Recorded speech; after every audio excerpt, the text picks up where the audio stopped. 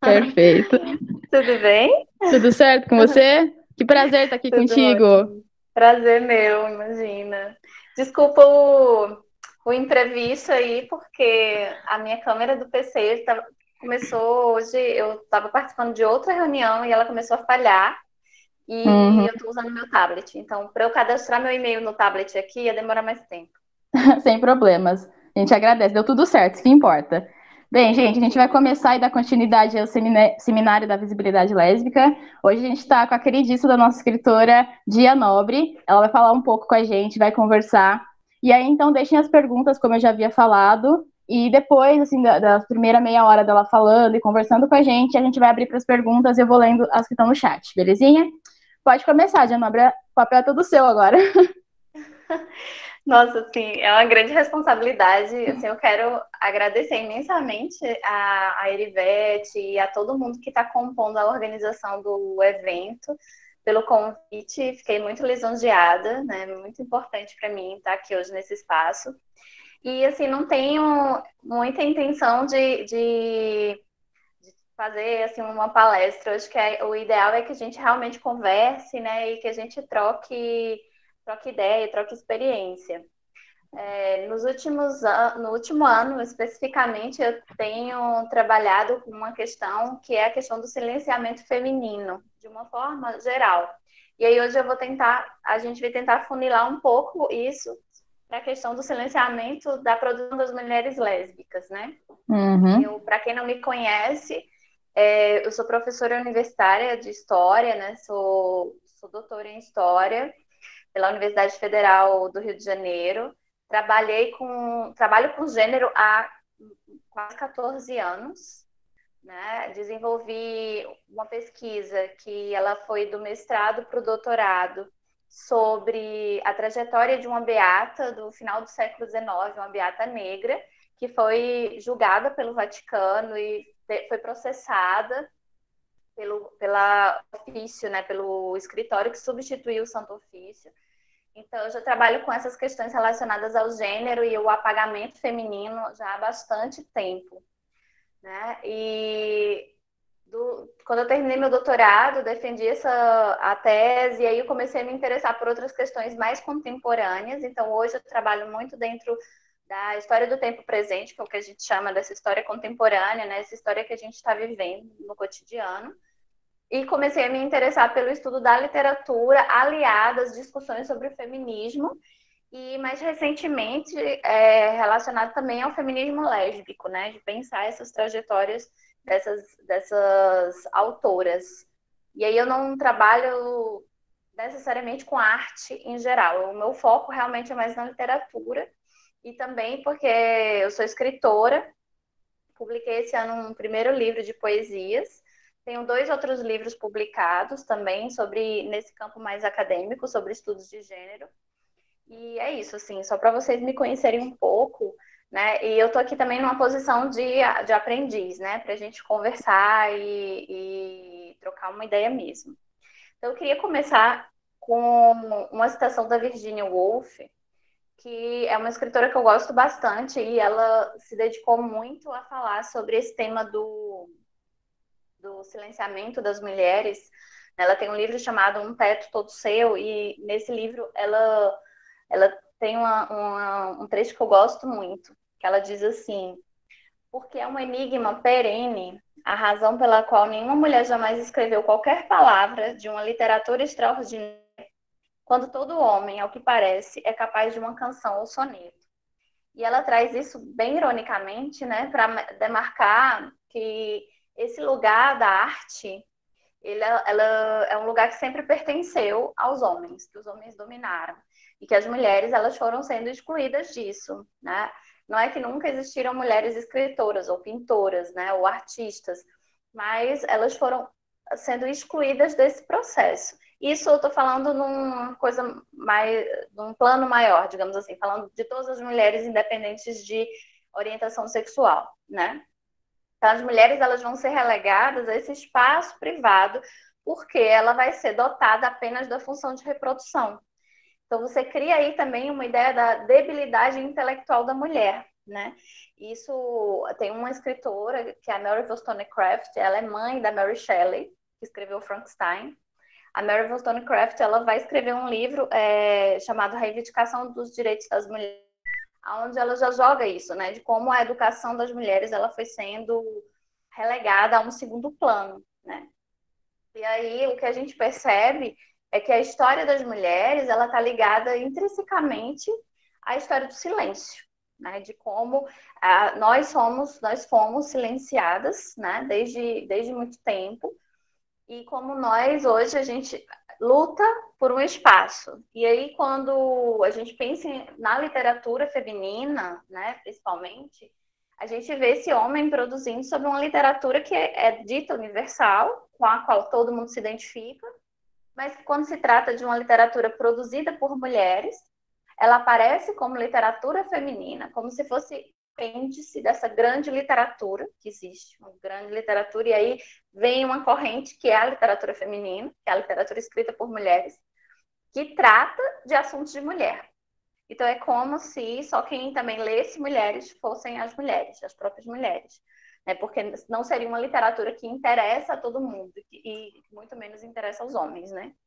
Então, a gente vai vendo nesse processo histórico mais amplo, né, como as mulheres elas foram sempre deixadas muito de lado, como a capacidade cognitiva e intelectual das mulheres foi sempre subestimada também, né? E se a gente pensa aí na literatura escrita por mulheres lésbicas, isso se agrava muito mais, porque aí você não vai ter muitos registros, esses registros eles são escassos, e se a gente traz para o Brasil, a gente vai ter a primeira mulher lésbica que produz uma literatura assumidamente lésbica, é a Cassandra Rios, que é uma escritora que foi, inclusive, muito censurada, foi a escritora mais censurada pela ditadura militar, né? Porque ela não fala não só de ser lésbica, mas ela traz a experiência sexual da mulher lésbica para a literatura dela. Então, isso inclusive na época, na década de 70, que é a época que ela produz, ela é considerada uma escritora pornográfica, né? Um pouco como a Hilda Hilst, mais para frente também vai ser colocada, mas a Cassandra Rios, ela vai se destacar, né, por conta disso, porque ela escreve muito, então ela tem muitos livros publicados, ela vai ser hipercensurada pela ditadura e ela vai dar protagonismo à mulher lésbica e às suas experiências no mundo, né, enquanto mulher lésbica. E aí ela está acompanhando um processo que é o processo da literatura marginal, que vai justamente trazer muitas mulheres poetas que vão se destacar, né, entre as quais eu destaco a Ana Cristina César, que é uma poeta que se coloca como bissexual, mas que traz na sua literatura essas relações entre as mulheres também. Então, você vai ter aí as primeiras poetas e as primeiras escritoras falando sobre as relações lésbicas assumidamente a partir da década de 70. Se a gente for pensar a um nível um pouco maior, a gente já tem algumas autoras, como a Fanny Flagg, por exemplo, mas nas quais a relação lésbica ela é muito sutil, ela aparece de uma forma muito sutil, quase como uma amizade entre mulheres, né? E aí a gente pensa que essa literatura que fala das relações sobre mulheres, ela sempre deixou essa dubiedade, né? Se a gente não sabe se é realmente, se a autora está falando de uma relação homossexual, de uma relação, né, lésbica, ou está falando de uma amizade, né? E aí, se a gente pega a grande poeta, né, que é Safo, que é uma das mais antigas desse hall de escritoras, né? É por isso, inclusive, que a gente hoje usa o nome lésbica, porque vem etimologicamente como referência à ilha de Lesbos, que era onde a Safo ela tinha a sua escola, né? Ela era uma escola muito parecida nos moldes das escolas de filosofia que formaram Aristóteles, Sócrates, Platão, né? E aí é bem interessante porque a Safo ela vive aí entre o século 7 e 6 antes de Cristo, né? E ela vai ter dentro desse tioso dela, tioso era um nome dessas escolas, né? Esse tioso dela vai se destacar das outras escolas de mulheres, né? Porque geralmente as escolas de mulheres ensinavam tarefas domésticas, né? Ensinavam mulheres a serem mais prendadas, etc. E o Tirso de Safo vai estudar filosofia, né? Vai estudar alta literatura. Então, isso é muito interessante para a gente pensar que essa produção, né, que está falando sobre relações homoafetivas entre mulheres é muito antiga, mas que foi sendo silenciada e apagada da história, propositadamente, né, com um grande propósito que é esse silenciamento das mulheres de forma geral. E principalmente o apagamento do desejo feminino, do corpo feminino, da sexualidade feminina. Né? Então, é como a mulher, apesar de ela ser colocada dentro dessa função de reprodução, né? Ela serve para essa reprodução, mas esse corpo dela é quase como um corpo autômato, né? Um corpo que ele tem uma função mecânica, que é essa função de parir para o mundo. Né? Mas se destitui, se tira dele o desejo, né? Se tira dele a sexualidade. E com isso se anula as variadas formas de sensibilidade, de sexualidade que as mulheres podem desenvolver, principalmente a sexualidade direcionada ao mesmo sexo, né? Então, a Safo era uma grande referência para a gente pensar essa poesia, né, que traz essas relações entre mulheres. A própria Safo desenvolveu relações homoafetivas com suas alunas, né? Pelo menos há registro de 3 delas, né, que tiveram essa relação com Safo. E tem uma outra filósofa chamada Andrômeda, que é pouco conhecida, mas que existem teorias que dizem que tinham sido amantes e depois elas brigaram, Andrômeda vai e cria o próprio Tiazo dela. Então você vai ter aí esses dilemas, essas questões, né? Já colocadas já de forma muito antiga. Né? Durante todo também a produção renascentista, a gente vai ter registros, né, de relações que parecem uma amizade entre mulheres, né, que está nesse caminho dúbio aí, né, entre amizade ou é uma relação realmente amorosa. Mas o que é importante a gente pensar disso é que as mulheres, né, sempre estiveram produzindo. Não é que as mulheres começaram a produzir, né, da década de 70 para cá, do século 20 para cá. Não, elas sempre estiveram produzindo. Agora, o que elas produziram, né, foi apagado, foi esquecido, né, foi realmente tirado, não só da história, mas da literatura e das artes. A gente pensar que no Renascimento, né, as mulheres não se podia, na verdade, de forma geral, não se podia assinar as obras. Mas as mulheres, então, nem pensar, né? Elas não eram estimuladas a desenvolver habilidades artísticas, conhecidas como essas habilidades aí, assim, de elite, né? Então, é isso que a gente tem que pensar quando a gente pensa na produção escrita feminina. Não é que ela nunca existiu ou que ela é recente, como alguns autores querem fazer acreditar. É que ela foi apagada, ela foi silenciada. Né? Então, para vocês terem uma ideia, existe um livro chamado Cânone Ocidental, de um autor chamado Harold Bloom, que ele fez esse compêndio, né, onde ele reúne 26 escritores, e onde ele diz que esses 26 escritores, eles representam todo o Ocidente. Né? E olha só, aqui eu estou falando do ponto de vista do Ocidente, né? E aí Europa, né, e América. Eu não estou nem considerando, até porque eu não tenho esse conhecimento, a literatura africana, a literatura asiática, né? Que a gente já tem muita coisa sendo produzida vindo da África, né, enquanto continente, e vindo da Ásia também. Então, assim, estou falando aqui só de um recorte muito específico, né? Então, o Harold Bloom, ele coloca esses 26 autores, e desses 26 autores, somente 3 são mulheres. E aí tem a Jane Austen, a Emily Dickinson e a Virginia Woolf. Desses 3, se a gente for pensar na atuação da Virginia Woolf, né, a Virginia Woolf, ela tem uma trajetória bem polêmica, né? Ela produz ali, naquele momento, da Inglaterra vitoriana. Ela se coloca quanto bissexual, inclusive ela tem um relacionamento lésbico que fica conhecido de mais de 10 anos, né? E ela vai falar sobre essas relações dentro da obra dela. Então, isso já era super revolucionário na época, porque você tem uma mulher, né, falando dessa liberdade sexual, no momento em que você ainda não se falava de liberdade sexual, e ela fala não só dessa liberdade sexual, mas fala dessa relação entre mulheres, né, e desse amor entre mulheres. Então, isso é bem interessante para a gente pensar em como essa produção, né, ela vai crescendo a partir do século XVIII, mas que ela já está presente há muito tempo, porque quando essas mulheres estão escrevendo, elas estão escrevendo inspiradas em algo que já é anterior, e elas estão inspiradas na própria experiência, né, na própria vivência.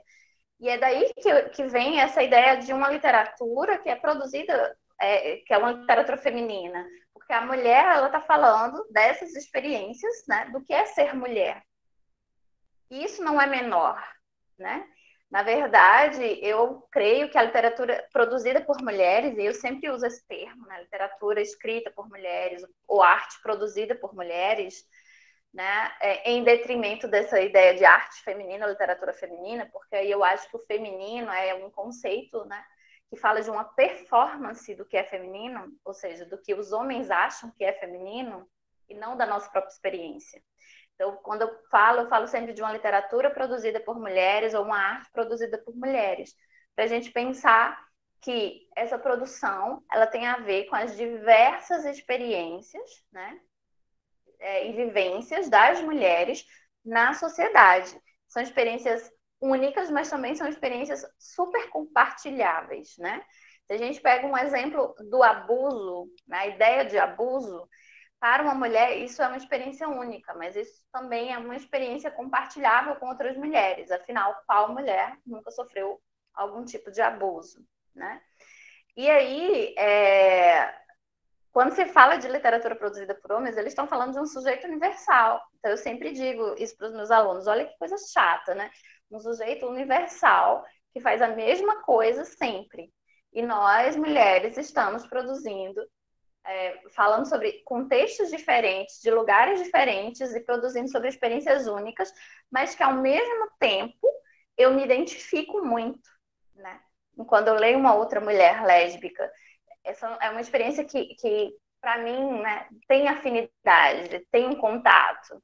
Então, não se trata aí de que a literatura produzida por mulheres seja ou não universal, mas é uma literatura que traz a condição feminina mesmo, né? A condição das mulheres nessa sociedade, de preconceito, de machismo, de lesbofobia, de racismo, porque aí eu acho que é importante a gente fazer essa interseção também, né, entre gênero, raça e classe. Quando a gente pensa na produção de mulheres lésbicas, nós ainda temos uma fatia muito grande desse bolo, né, de mulheres brancas e de mulheres pertencentes a uma classe média alta. A própria Virginia Woolf, ela vem de uma elite da Inglaterra. Se a gente pensar na Ana Cristina César, ela também vem de uma classe média do Rio de Janeiro. A Cassandra Rios também era branca, que vem de uma classe média alta, né? Tanto que ela pôde se dedicar somente a escrever, né? É por isso que ela escreveu tanto, ela publicou tanto, porque ela podia, né? E aí, se a gente, hoje, a gente já tem uma abertura muito maior dessa literatura, produzida por mulheres negras e por mulheres que vêm da periferia. Eu destaco, por exemplo, a Pilar, que é uma escritora de young adult, né? Particularmente não é um estilo que eu leio, mas eu acho muito interessante, né, que esse tipo de produção ganhe destaque com a presença de mulheres negras e de mulheres que vêm da periferia, porque a gente precisa cada vez mais ampliar esse espaço que ainda, infelizmente, né, é um espaço marcadamente onde as mulheres brancas têm muito destaque ainda, né? mulheres brancas e mulheres de classe média. Então, eu acho que hoje a gente vai ter a internet, as redes sociais, elas abrem muito esse espaço, né, para a gente começar a conhecer a produção de mulheres negras, de mulheres de periferia, né, de mulheres que vêm de um outro lugar, né, de identificação. Então, acho que quando a gente pensa também a produção artística das mulheres lésbicas, a gente tem que pensar nessas interseções entre gênero, raça e classe, porque tudo está interligado, né? Não é à toa que a gente conhece poucos nomes de mulheres negras autoras, e principalmente de mulheres negras autoras lésbicas, né?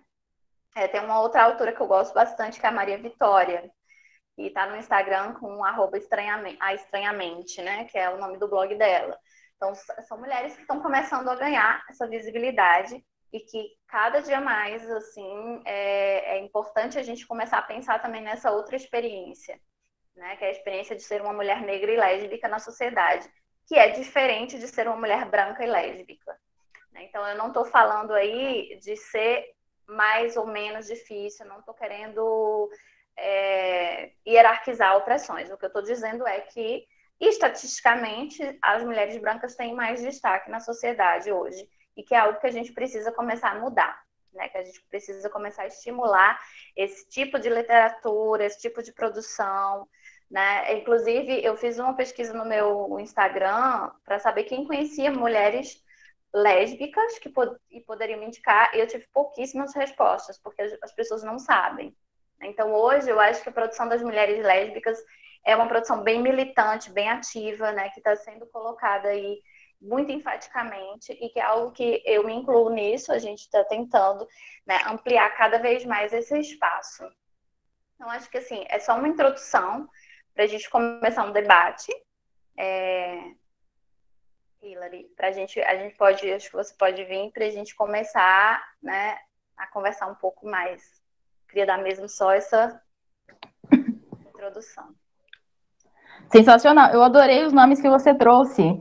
Porque você falou da Wolf, você falou da Rios, são nomes que eu, quando mais nova, eu não tive acesso. Para mim isso foi bastante impactante, não ter acesso a esse tipo de literatura, sendo que eu sempre fui das letras desde criança, sempre gostei desse universo da arte literária.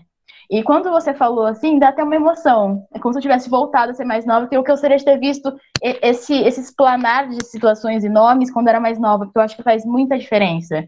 E dentro do nosso meio de representatividade, eu vou falar que a bandeira maior que a gente pode levantar é a bandeira da representatividade, principalmente por meio da arte. Então, assim, muito lindo essas colocações, porque a arte, ela tá o tempo todo com a gente, tá o tempo todo ali, a gente consome filme, a gente consome série, a gente consome livro, e a gente está consumindo isso o tempo todo até sem perceber, muitas vezes sem saber que isso é uma arte, né, propriamente dita, e ver falando assim, eu falo, gente, a gente precisa criar uma rede, uma teia mesmo de nomes, de referências. Sim. E uma coisa que eu acho interessante, eu gostaria até de perguntar assim, sua posição e tudo mais, seu posicionamento, é sobre essa questão de como as editoras, que é uma crítica que eu faço muito forte às editoras, de como elas arriscam muito. Editoras são empresas, né? Claro que elas têm uma questão do capitalismo, de necessidade de manter a empresa como um produto, o livro é um produto, mas o que a gente vê hoje é muito livro são milhares de livros por ano que são editados e são publicados, mas eu vejo eles arriscando muitas coisas, arriscando literaturas estrangeiras, coisas que saíram nos jornais fora, que tiveram muito renome, mas eu não vejo eles publicando autoras com literatura de representatividade lésbica. O pouco que eu vi no mercado, que eu pesquisei e fiz uma lista, o que a gente tem são pessoas, autores que não são, autoras que não são lésbicas, falando sobre, mas as próprias autoras que falam sobre isso, elas não têm espaço. Dentro desse meio, você que é doutora, que tem todo esse meio de academicista, qual é a tua visão sobre isso, assim, de fala? Sim, então, a questão com as editoras é como você falou, a editora é um mercado. Esse mercado, ele tem sido dominado há muito tempo pelos homens. E não só pelos homens, mas pelos homens brancos, ricos e héteros. E a literatura produzida por mulheres não era importante, né? Quando você chama de literatura feminina, por que é que eu implico tanto com essa coisa de literatura feminina, né? Porque quando você diz isso, você está colocando um monte de conceitos aí que não foi a gente que criou, que foi dado pra gente e que a Uhum. gente acabou assumindo isso, né? Por exemplo, a ideia de performar a feminilidade. É uma discussão que se coloca muito hoje, né? Do que é ser sapatão, do que é ser lésbica, né? E quando eu penso que a grande. Eu acho que eu não vou entrar nessa treta porque é muito complexa, mas assim, eu Sim. acho que a grande sacada é justamente essa variedade que nós somos, né? Essa Nós somos pluralidade toda. mulheres, e ainda mulher também já é um conceito bem complicado, mas a gente está nessa sociedade e eu acho que a gente tem direito de performar o que a gente quiser. E a performance da feminilidade, né, é algo que foi dado pra gente. E aí, quando a gente fala literatura feminina, você está falando de uma literatura que performa a feminilidade. Por isso que eu não gosto do termo. Então, eu sempre estou falando literatura produzida por mulheres lésbicas, né? Porque aí a gente também entra numa outra discussão entre o que é ser mulher e o que é ser lésbica.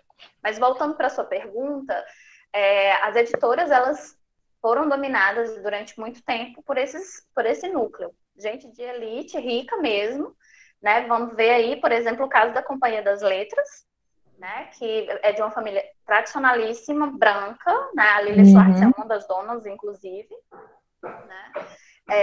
Que está falando de um lugar de elite, que consome elite. Quando a gente pensa, por exemplo, no Paulo Guedes falando sobre vamos taxar os livros, porque livro é Uhum. objeto de elite, é porque é essa visão que eles têm. Eles acham que nós, da periferia, as mulheres da periferia, ou as mulheres negras, ou as mulheres mais pobres, elas não têm o direito de consumir o livro.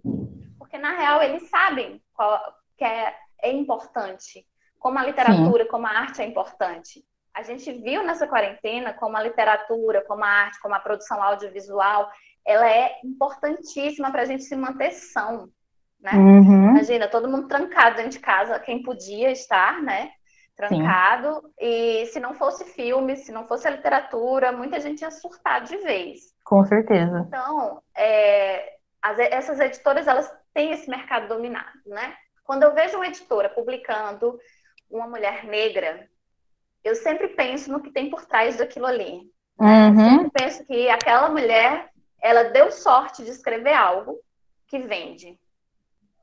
Isso é uma discussão, por exemplo, que eu já tive com a Jarid Arraes, foi minha mentora, minha editora, é minha amiga, é uma escritora talentosíssima, maravilhosa, merece super ser publicada.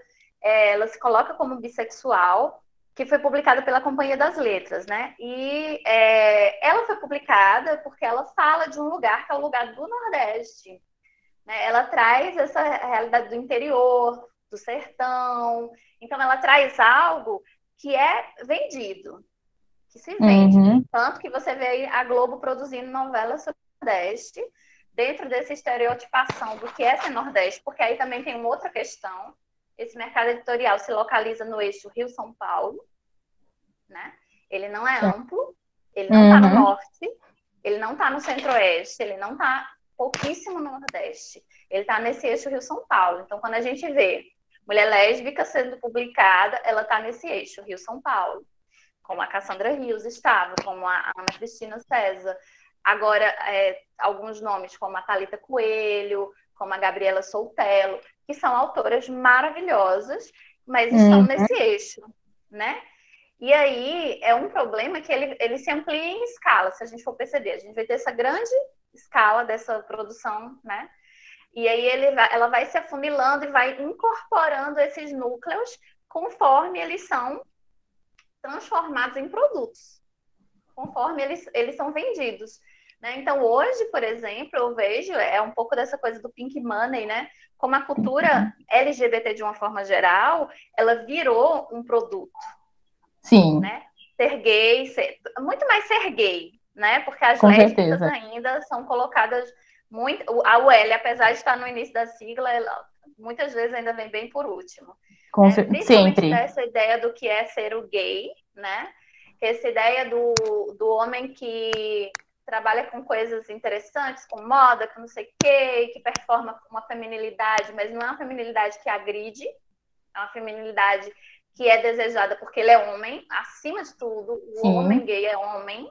Prevalece ainda, né? Prevalece, super. Não tenho dúvidas disso, né? Porque um homem gay, se a gente for pensar na hierarquia, ele ainda está acima de uma mulher lésbica, nesse sentido. Ele é Sim. visto como superior, entende? Porque ele é homem. E ser homem é a categoria que está no topo da pirâmide, né? E aí, quando eles vão incluindo essas mulheres negras, ou mulheres lésbicas, ou mulheres da periferia, é porque essas mulheres, elas realmente começaram a incomodar. Então, Uhum. a Jarice mesmo, ela disse uma coisa numa entrevista que me pegou muito, né? Que ela disse assim, ela começou a publicar os textos dela online. Ela botava no blog e tal. E ela falou que ela se fez tão presente que em um momento eles não podiam mais ignorar ela, né? Então eu Nossa. acho, isso para mim foi muito impactante, sabe? Quando eu estava começando a pensar na minha produção, porque eu pensava assim, nossa, mas o que é que eu posso dizer que essas pessoas vão querer ouvir? E ela falou isso, você tem que se fazer presente. Você tem que estar lá, mesmo que no começo ninguém te escute, ninguém te veja, você tem que estar lá, porque vai ter um momento em que eles não vão mais poder te ignorar, de tanto que você está presente, né? Então, eu acho que hoje a gente tem uma rede de mulheres, né, muito interessante, que está começando a se unir, inclusive dentro do mercado editorial. Uhum. Agora, eu não sei se você soube, mas a curadora da Flip, ela pediu demissão, né? Ah, eu E vi. aí, e aí ela sugeriu que a Flip, que agora, né, seja curada por uma mulher negra. E que os homens que talvez sejam convidados tenham a decência de recusar o convite. O que eu duvido muito. Se algum homem for convidado, ele vai aceitar sim, sem dúvida, né? Com certeza. É muito difícil dizer não Porque para isso. são espaços de poder. A gente vive Uhum. numa cultura, né, que apesar de nós já termos avançado bastante em termos de tolerância, que é uma coisa que eu não gosto, eu gosto de respeito. Né? Mas Sim. em termos de tolerância, a gente já avançou bastante, no sentido de que a gente já começou a ocupar muitos espaços mesmo, sem o devido respeito, a gente ainda precisa invadir mais. Então, eu acho que as editoras, por exemplo, agora, que são comandadas por mulheres e que produzem exclusivamente livros escritos por mulheres, são uma grande saída para a gente. Né? Então, tem a Quintal Edições, a Macabé Edições, que estão lá no eixo Rio-São Paulo, mas que, pelo menos, estão produzindo literatura escrita por mulheres, né? E uma literatura que abrange muitas experiências. Saiu o livro agora, por exemplo, da Danusa Lima, que é uma poeta pernambucana, negra e lésbica, que tem uma obra maravilhosa, né? Inclusive, eu recomendo super que vocês sigam ela no Instagram, né? A Danusa Lima, que ela traz um tipo de vivência que está muito ligada, né, ao fato de ser uma mulher que vem da periferia, que vem do Nordeste, que vem desse lugar de ser negra, e fala dessas experiências, entende? Então, eu acho que o mercado editorial, ele ainda é um grande... Ele ainda precisa ser conquistado totalmente, né? Ele ainda é um grande desafio para nós, mas que a gente agora está começando a chegar. E o meu conselho para quem está escrevendo e para quem quer, né, vender livro, quer publicar, se faça presente. Realmente, a gente precisa gritar e estar presente nas redes, em todas as redes, porque vai chegar um momento que eles não vão mais poder fingir que a gente não existe. Não vai ter como, né? Não vai ter escapatória dentro disso, né? É ou aceita ou aceita. Pronto, é isso. É. Sim. Infelizmente, Sensacional. ela tem que ser a nossa estratégia de luta. Fazer o quê, né? A gente tenta. A Nina Maria, ela fala: quando você fala produções lésbicas, você diz as narrativas no sentido de histórias, poesias ligadas ao lesbianismo ou toda e qualquer produção de uma escritora lésbica? Porque eu, escritora, poeta negra lésbica, lancei um livro sobre saúde mental e não me sinto acolhida pela comunidade lésbica. Então, quando eu falo de produção de mulheres lésbicas, eu falo de toda a produção, não só que se refere à vivência lésbica, né? O meu livro de poesia, inclusive, quero o seu contato. Eu não estou conseguindo acompanhar aqui os debates. Nina, né? Nina Maria. Nina Maria. Quero o seu contato, troca uma ideia comigo, porque o meu livro de poesias também é sobre saúde mental, né? Eu também trago essas questões relacionadas à saúde mental. E aí eu estou falando mesmo de todas as narrativas, porque não é porque nós somos mulheres lésbicas que a gente também só possa falar Sobre isso, né? sobre isso. E aí eu acho que é algo que eu tenho conversado muito com algumas escritoras, né? Como a Gabi Soltello, a Aline Miranda, que com a própria Danusa também, que a gente tem muita coisa para falar. E é cansativo também a gente estar o tempo inteiro dizendo, olha, eu sou mulher lésbica, então, assim, me leia como lésbica, sabe? Eu acho que a gente ainda precisa levantar esta bandeira. É importante que a gente se coloque como autora lésbica, mas é importante que na nossa escrita a gente também naturalize isso. Entende Uhum. o que eu quis falar? Que as relações entre as mulheres, essas relações, né, elas apareçam de forma natural dentro da própria narrativa, sem precisar estar o tempo inteiro reafirmando ou tratando como algo sobrenatural, como algo, né, que está fora do corrente, entende? Inclusive, para mim, o tema da saúde mental é um tema, assim, caríssimo, né? Porque é algo que eu já penso há muito tempo. Quando eu pensei o lançamento do livro, eu pensei justamente em vender ele como um livro de poesias que traz experiências de mulheres relacionadas à saúde mental e não relacionadas à vivência lésbica. Embora eu Uhum. me coloque já desde o primeiro capítulo, o livro é dividido em 4 partes.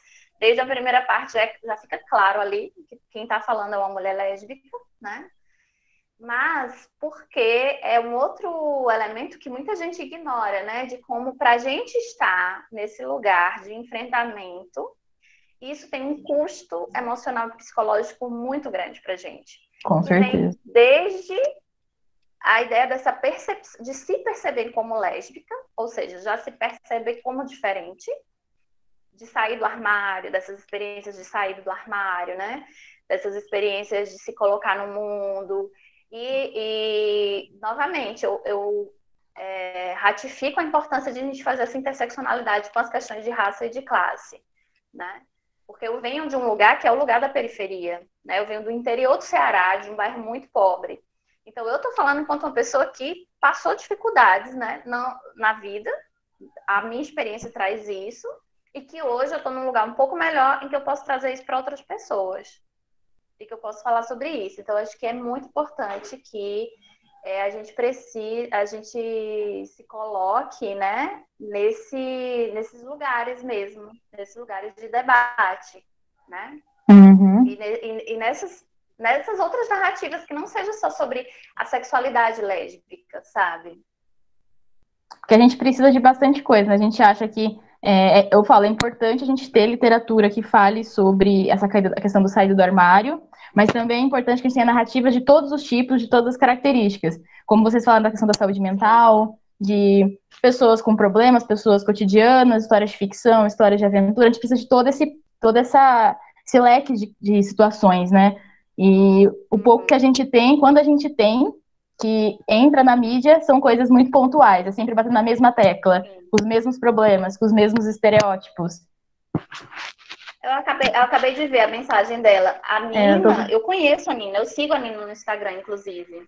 Né? É porque eu não tinha visto a mensagem, agora que eu vi o nome completo.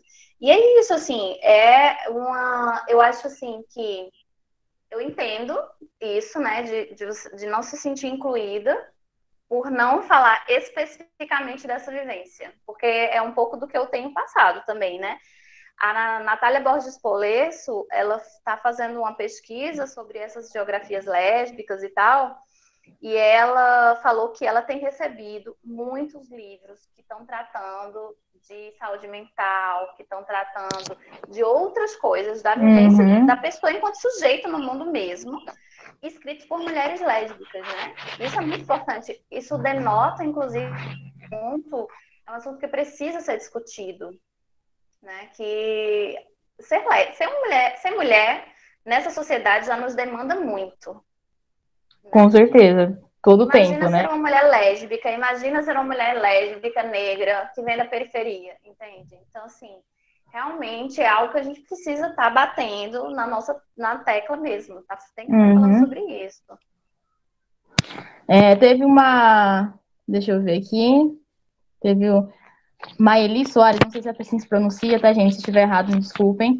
Ela fala da questão do, eu não sei como pronuncia, chick lit, da literatura feminina que você falou, né? Tem essa carga negativa, pejorativa. E parece Isso. aquilo de vamos dar espaço para escritoras, porque reforçam estereótipos. Justamente. Então você tem escritoras que estão, principalmente escritoras de young adult, que falam muito dessa coisa, né, de drama adolescente, que eu acho importante. Eu acho importante a gente ter essas narrativas também, né, com relação às experiências lésbicas, porque a gente não tem tanta malhação aí falando de relacionamento hétero, porque Todo a gente dia a não mesma pode ter coisa, né?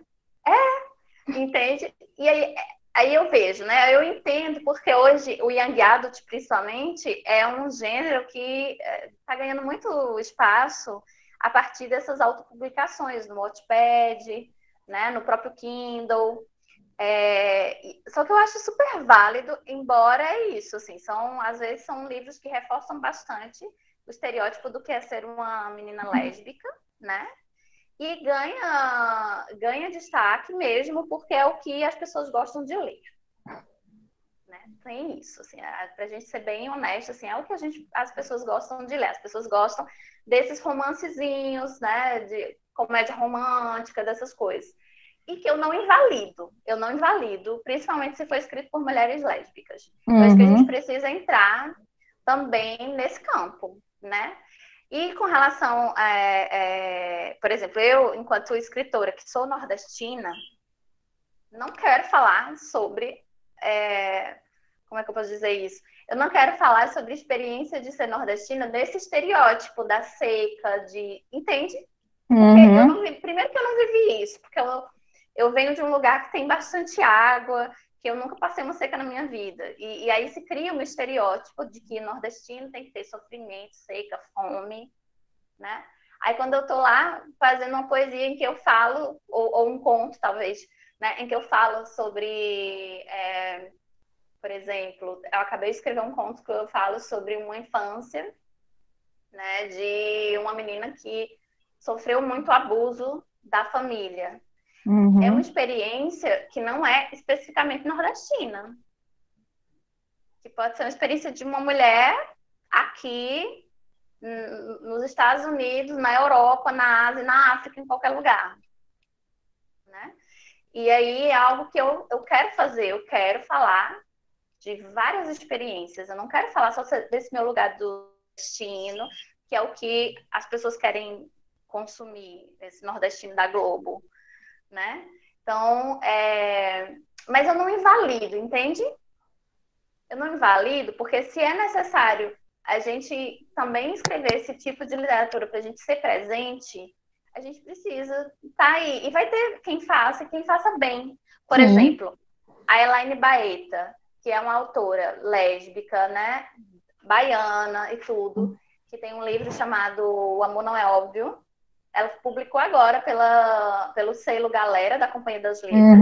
É um young adult, é um romance, adolescente e tal. Eu acho o máximo que ela seja uma menina que esteja escrevendo, investindo na escrita, né, trazendo um pouco desses estereótipos mesmo, né, desse sapatão mais butch, desses conflitos com sapatão mais feminina e não sei o quê. Eu li o livro dela, né, e eu li por isso, porque era uma mulher lésbica. Talvez se fosse uma mulher hétero ou se fosse um homem, um homem eu nunca leria. Mas se fosse uma mulher hétero, talvez eu não leria. Mas eu acho super válido a gente entrar também um pouco nisso, desde que nós tenhamos consciência também. Né? Que a gente reflita sobre isso. E se coloque aí dentro também, tem que ter uma reflexão sobre isso, assim. Mas a gente precisa ocupar esses espaços também. Porque tá lá, homem escreve qualquer porcaria, gente, e tá vendendo. E tá vendendo horrores, né? Também, entende? E as mulheres escrevem super bem. O livro da Elaine é super bem escrito. Né? Então, isso, assim. Desculpa, fala. Não, imagina, desculpa. Uma coisa que eu achei muito interessante. Eu não paro de falar, mulher. Você tem que me interromper. Eu gosto.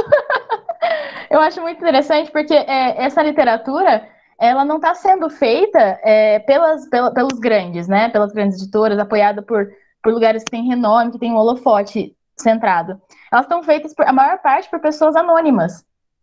pelas plataformas de escrita, tipo o Wattpad, tem o Spirit também, não tenho certeza, e outras similares, porque são essas pessoas que estão construindo essa literatura e construindo essa arte, conseguindo fazer algo sólido, que espero futuramente vá crescendo e possa servir e ajudar muita gente, porque a gente sabe que a literatura ela não é só uma arte de entretenimento, ela também serve para questão de apoio, de construção do eu, de questão identitária, de reconhecimento. Reflexão, né?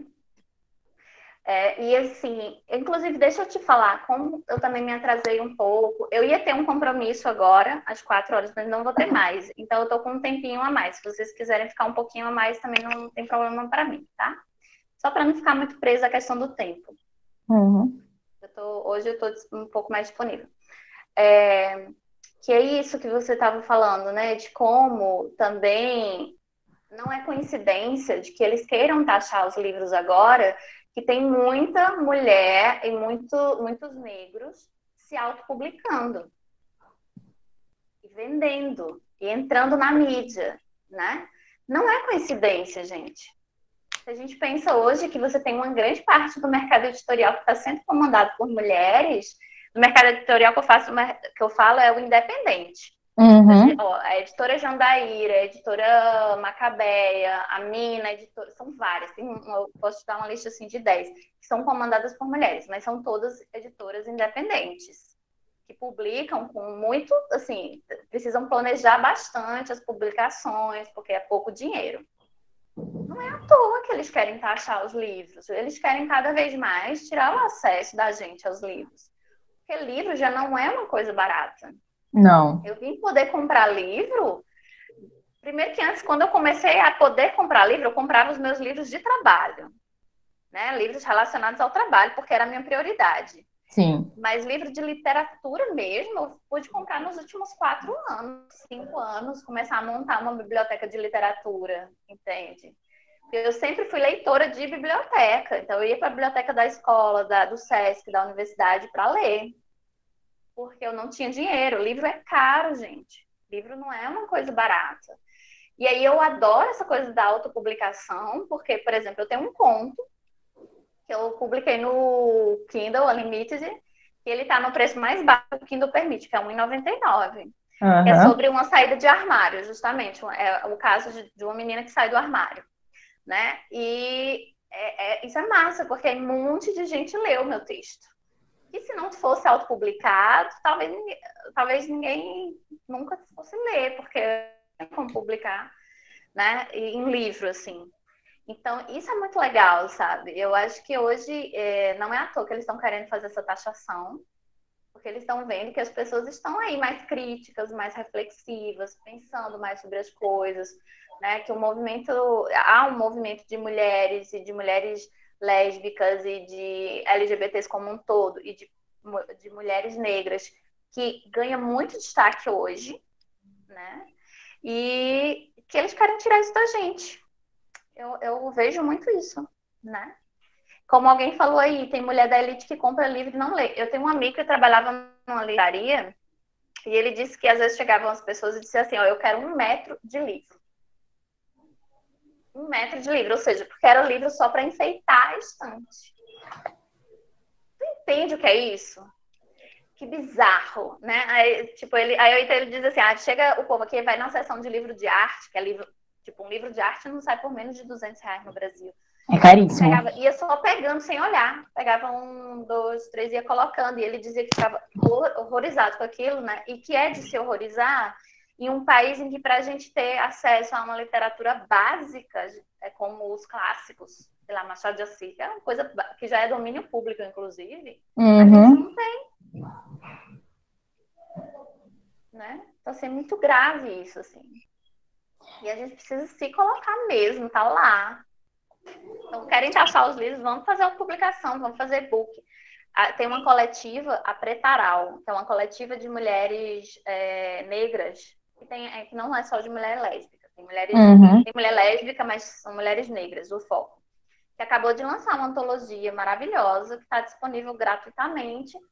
Você pode contribuir com alguma coisa que você queira, se você quiser. Senão, você pode ler igual, né? No Instagram tem lá, Pretaral. E é cada uma melhor que a outra, sabe? Assim, são é um tipo de literatura que você delira, assim. Você, nossa, que galera boa, que merecia ser conhecida e ser lida pelo mundo inteiro. E a gente tem muita coisa boa. A gente tem essas plataformas, a gente tem coisas realmente que é complicado, mas tem muita coisa boa, bem escrita, bem estruturada, com que nem falo de técnica, nem de ser formada na área de letras e conhecer nada, mas assim, de realmente conseguir construir uma narrativa muito coerente, muito bem escrita, que você consegue dialogar, você consegue encontrar uma vivência e se sentir representado. Tem muito. E ainda assim a gente tem que fazer tudo assim, independente. Às vezes a gente faz a capa, a diagramação, a divulgação e tudo junto, sozinho. E é a ajuda do pessoal que tá no mesmo barco que a gente acaba se ajudando, porque senão bem a aquele gente meme, não. né? Eu tô até com vontade de fazer. Que é aquele meme, né? Tipo assim, aqui é a escritora, aí tipo, aqui é a freelancer e a mesma pessoa, só muda. É muito engraçado, mas é muito real. É muito, muito real É isso. foda, Mas é muito né? importante. E na questão dos estereótipos que são colocados, a pouca representação que a gente tem, esses estereótipos que são sempre envolvendo um homem no meio, porque eu não entendo porque dentro do termo lésbica não tem nada de homem, as pessoas colocam sempre um homem inteiro. Não entendo, não sei qual é a dificuldade de entender o significado da palavra. É a questão desse estereótipo com o homem, estereótipo da mulher, que eles tentam reproduzir os padrões heteronormativos. Sim. Dentro disso, do que você viu Sempre de essa vivência. dúvida também, né? Que é algo que. Então, eu tava conversando com as amigas e a gente sempre falando assim, nossa, eu quero ler algo sobre lésbicas que não envolvam homens ou que não tem um final trágico. E também sempre é isso. Sempre quando parece que dá certo elas ficarem juntas, uma morre de câncer, ou uma sofre um acidente e morre. Então, assim, e aí acho que está mudando, acho que a gente está começando nós mesmos, então é bem aquilo que a Maya Angelou fala, né? Então, se você não se identifica no que você lê, escreva. Né? Escreva a história que você quer ler. E eu acho isso genial, assim, fantástico. Porque eu acho que agora a gente está começando a escrever as histórias que a gente quer ler. Por que a gente não pode ter um final feliz? Né? Porque tem que ter sempre esse drama de alguém estar em dúvida, ai, não sei se eu sou lésbica, ou sei lá, ou se eu sou lésbica se aquele cara não quiser ficar comigo, sabe? E para mim isso é uma coisa tão sem lógica, né? Mas isso é porque esses filmes, esses livros, eles não eram escritos por nós. Existe também uma questão, né, é que a literatura que fala sobre relações lésbicas foi por muito literatura escrita por homens do que eles achavam que era ser lésbica. Ou seja, é sempre a lésbica, o corpo dela é um corpo pornográfico, é um corpo para o prazer masculino. Uhum. Né? Então, isso é muito complicado. E aí eu acho que essa é a narrativa que a gente precisa mudar, né? Então, você pega, por exemplo, o livro novo da Thalita Coelho, Desmemória, é um romance sobre uma menina que ela tem um superpoder, que é desmemoriar os outros. E aí tem um relacionamento, e em nenhum momento você precisa que haja uma explicação sobre o fato dela ser lésbica. Não. As relações estão ali. Ela tem uma namorada, e ali as coisas vão acontecendo, e no fim você quer ler o livro muito pelo teor, e não porque tem algum impasse entre o romance delas, entende? Mas muito Uhum. mais pela história que chama a atenção. E é isso que é o tipo de livro que eu quero escrever, né? De histórias que chamem a atenção e que tem finais felizes, sim, porque a gente merece final feliz, né? De que acaba tudo bem, tá tudo certo, todo mundo junto e tá ótimo, né? Porque eu acho que é isso, né? As pessoas não. Antes, quem escrevia esse texto eram os homens, né? Uhum. Então, é isso que a gente precisa mudar. A gente precisa escrever as nossas histórias, né? Principalmente sem os homens no meio, assim, porque eu também não vejo necessidade de. E aí, às vezes, as pessoas podem me interpretar mal, né? Quando eu digo assim, não, nada que seja escrito por um homem me interessa, mas é porque durante tanto tempo só o que foi escrito por homens é que foi imposto pra gente. Uhum. entende? Então, é isso, né? Por que eu vou perder tempo hoje com essas narrativas que não são minhas narrativas? Eu quero saber o que é que as mulheres querem dizer. Isso pode parecer um pouco extremo, assim, mas é porque eu costumo dizer, né? A minha vida inteira eu li coisas feitas por homens, eu consumi arte feita por homens. Então, a vida é curta. Então, se eu Sim, passei 30 anos da minha vida consumindo homens, por que eu não posso passar os próximos 30 consumindo mulheres, entende? com certeza, É, certo? Uma eu acho que visão. é um ato político também, assim, de apoiar. Hoje, por exemplo, hoje eu compro livros de mulheres. Né? Eu compro livros produzidos por mulheres. Porque se eu tenho que gastar, se eu vou gastar dinheiro com livro, vou gastar dinheiro com algo que vai me dar prazer, que vai me identificar, que eu vou me identificar, que é representativo para mim. Porque a gente, eu acho, né, que a maioria de nós já está cansada de olhar para um filme, ou de acessar o streaming da Netflix ou da Amazon, de qualquer que seja, ou ir numa livraria e não se enxergar ali, né? Sensacional. Então, pois é, né? Então, assim, a gente precisa começar a se enxergar mesmo, sabe? Começar a Faz se falta. ver nessas narrativas. E apoiar, porque, assim, não adianta. Não adianta eu escrever sobre isso se eu não apoio outra mulher que escreve sobre isso também. Uhum. Não adianta, porque tem que ser coletivo. É Tem que uma ser um rede movimento toda, né? coletivo, tem que ser uma rede. E a gente vive num sistema capitalista. A gente precisa. Consumo. Então, se eu tenho que consumir, eu vou consumir trabalho de mulheres, e principalmente de mulheres lésbicas, sabe? Sim. Ai, perfeito. A gente vai ter que encerrar agora, porque tem bastante gente saindo por questão de horário, né? Tem mais palestra mais Uhum. tarde. Mas eu queria agradecer em nome de todos que estão presentes, pela sua presença, pelo esse diálogo, pelo esse conhecimento vasto que você trouxe hoje, que eu acho isso incrível, esse embasamento histórico com nomes, com títulos, citando autoras desde a época de Safo até os dias de hoje, que eu acho isso lindo, eu acho isso necessário a gente se politizar, a gente se informar e ter esse embasamento, né? Falar eu sou, é isso. Então, assim, eu queria agradecer.